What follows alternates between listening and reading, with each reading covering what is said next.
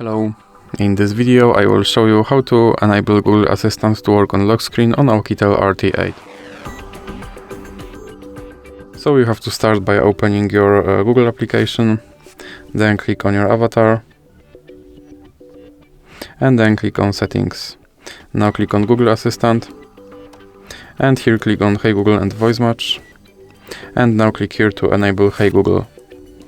Now you can click on I agree, then click on I agree again, then click next,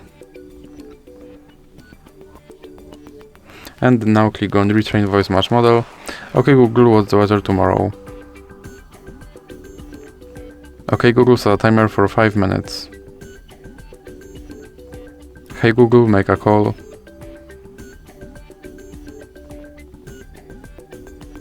Hey Google, remind me to water my plants every Monday. Now click next, next, I agree, and now click back, and then click on lock screen, and now click on this first option and make sure that this stays on. And now let's check if my Google Assistant works on lock screen. Okay Google, and as you can see my Google Assistant works on lock screen. So that's it for this video. If you liked it, please remember to leave like and subscribe.